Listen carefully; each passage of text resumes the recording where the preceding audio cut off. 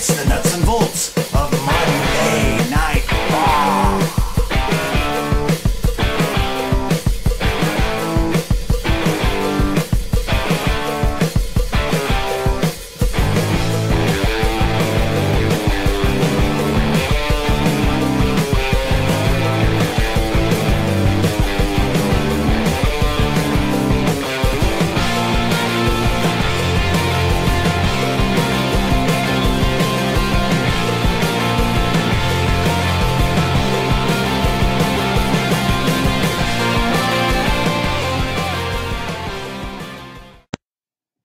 Well, howdy, howdy, howdy, fans. This is Ol T Voeltz. I'm representing OneWrestling.com. And this is your nuts and bolts of Monday Night Raw. And this is the July 3rd edition. That's right. Tomorrow is July 4th. In fact, you might be able to hear fireworks happening right now outside the offices of OneWrestling.com. Let's get into our Monday Night Raw review. And tonight, Monday Night Raw took place in Phoenix, Arizona. Hey, I've been outside in the sunshine myself. And now we're not talking Phoenix. We're talking right outside the offices here at OneWrestling.com. That's right, I can hardly leave the office, which brings me to my news. First of all, the good news is, it's good news, thank you. Sorry, folks, my Cub reporter, Superboy, that's right, my very own Cub reporter, Superboy here, wants to remind me that this is good news. And I agree with him. I agree with you. The good news is, thanks to all of you and all the positive feedback from all the projects coming from Ol T Voeltz and all the nuts and bolts reviews, prediction shows, interviews, all those things. Thanks to all the positive feedback, I'm getting a lot more work. That leads me to our next part, getting there. Earlier today, I had the privilege of interviewing Impact Wrestling, that's right, Global Force Wrestling, Impact, Josh Matthews. That's right, me and Big Ray had an interview with none other than Josh Matthews. Here's the bad news. I heard from Pete, that's right, the customer relations guy here for OneWrestling.com, old Pete. Well, Pete gives me a call after the interview and says apparently I upset Josh Matthews during the interview enough. Let's just say that the people in as far as customer relations for OneWrestling.com are not too happy with me right now. So they're not going to take away any of my projects. That's the good news. The bad news is they said, you know what, for your Raw nuts and bolts this week, you're going to make it a lot shorter. You're going to get a smaller time slot. So without further ado, let's get into it because I have a smaller time slot. Anyways, our show, so we're just going to hit some highlights, folks, okay? We're going to hit some highlights and we'll dig into the nuts and bolts of the biggest matchup of the night later on. And hey, stick around for the top 10. Don't worry, Pete has assured me that I still have time for the top 10.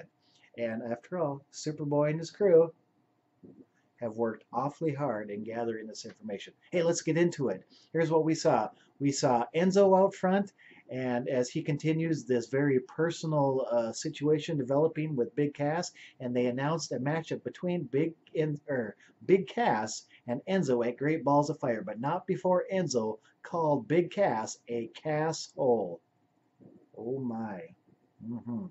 Our first matchup involved Sasha Banks and Bayley as they took on Nia Jax and the Raw Women's Champion Alexa Bliss. This finishes with Sasha tapping out the female champion of Alexa Bliss.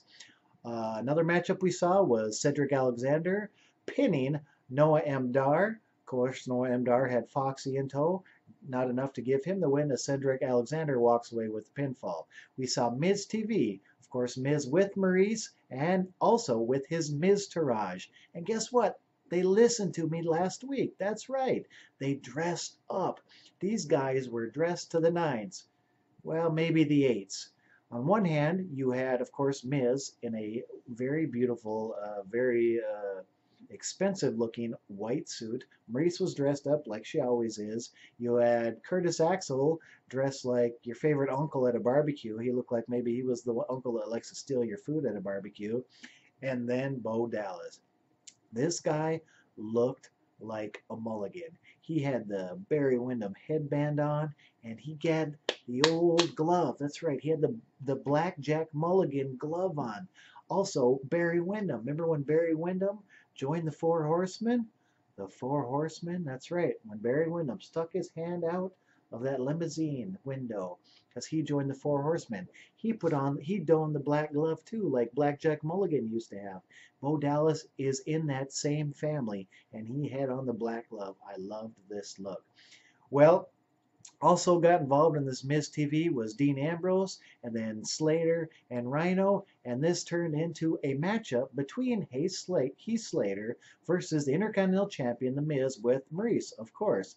But that wasn't enough, because The Miz walked away with the win. And this was the second best match of the night. And that's what you like to see out of an Intercontinental title match, and that's exactly what this was.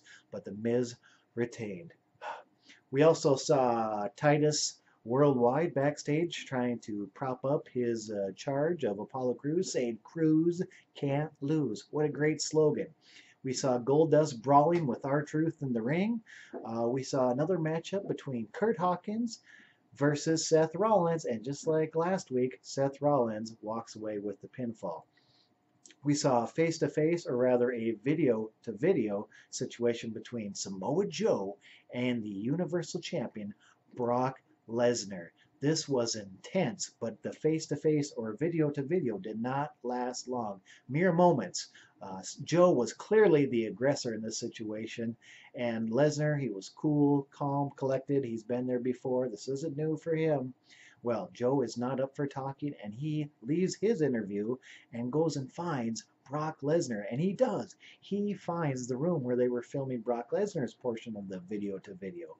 Well, it took just about everyone backstage to pull Samoa Joe away from Brock Lesnar. Brock Lesnar remained calm, but Samoa Joe, what intensity. This is your money matchup. This is the matchup I want to see this Sunday at Great Balls of Fire. That's right. Okay, from here we saw Neville, that's right, the 205 Live, the king of the cruisers, Neville, submitting Mustafa Ali.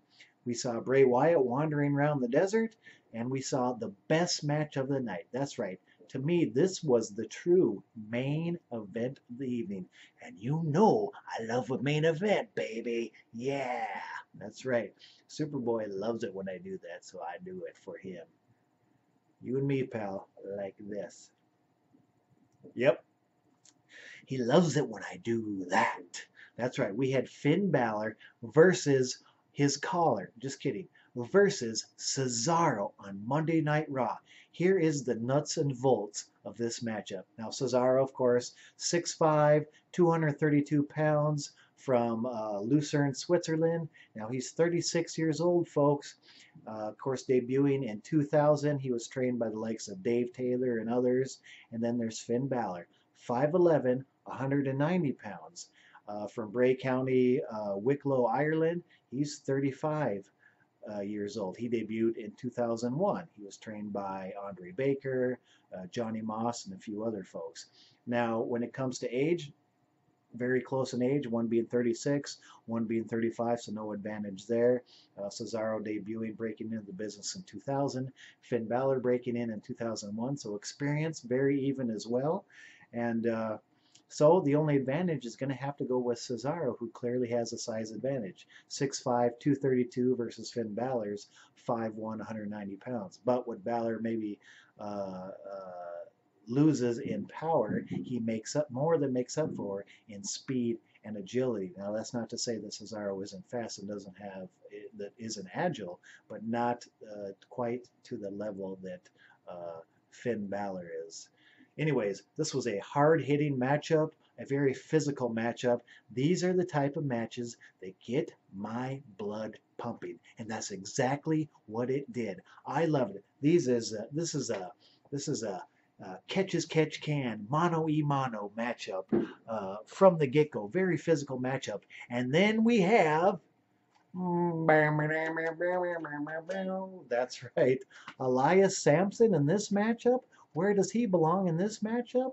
Well, he got involved and he distracts Finn Balor. But He didn't distract him too much. Guess what? Guess who else came out the door? That's right. The Hardy Boys came out. They had been on commentary. Sheamus, he was ringside. So we got Sheamus ringside, and then we have the Elias Sampson come out, and then the Hardy Boys on commentary. Guess what?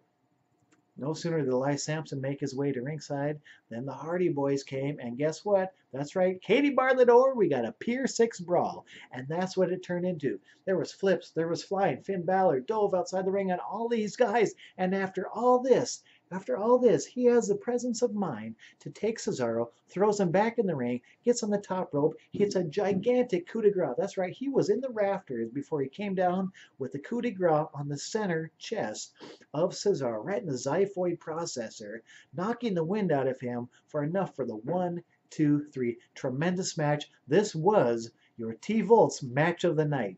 It does not get much better than that. Here is my only complaint. How could, after that Pier 6 brawl, all that outside interference, how could this match have continued? Why did the referee allow this match to continue? Now, I'm glad when they win it or lose it in the middle of the ring. As the Macho Man says, you win it or lose it in the middle of the ring. Oh, yeah.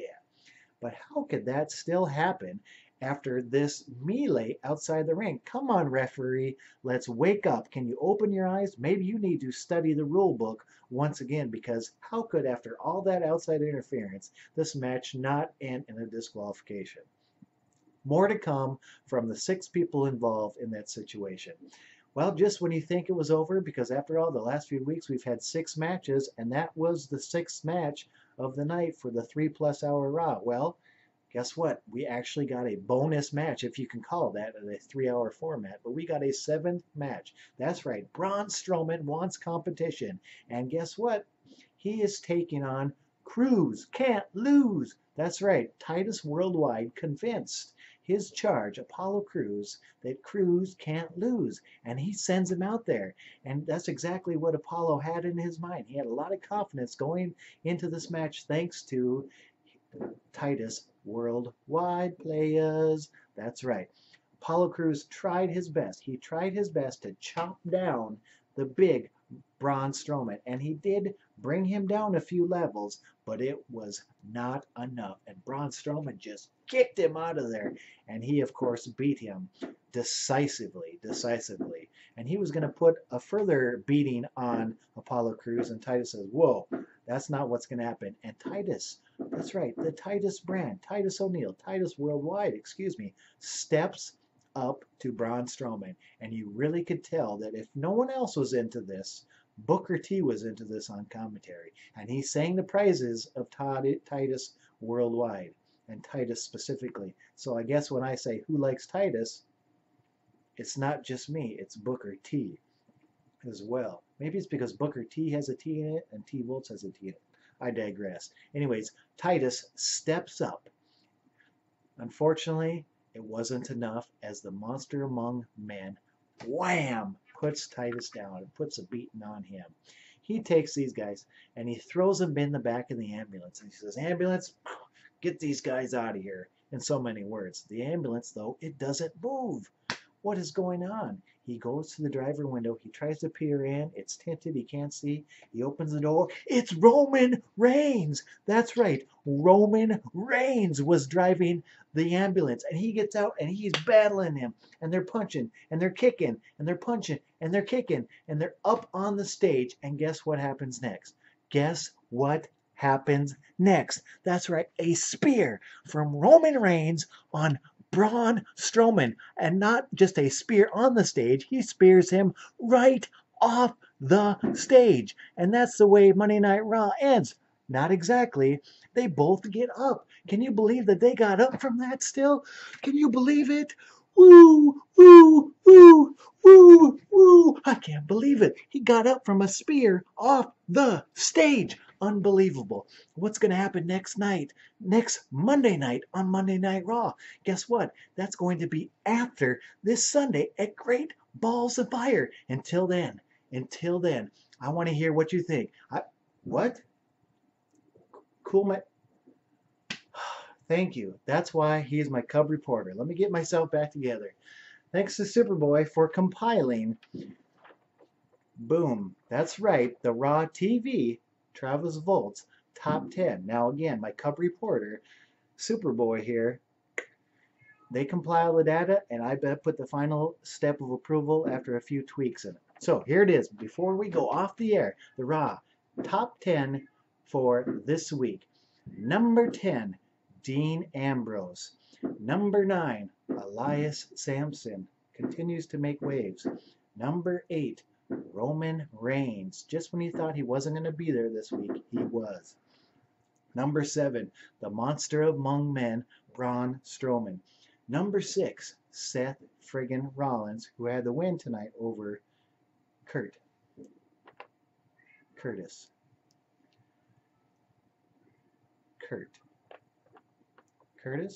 Kurt Hawkins in the awful orange outfit.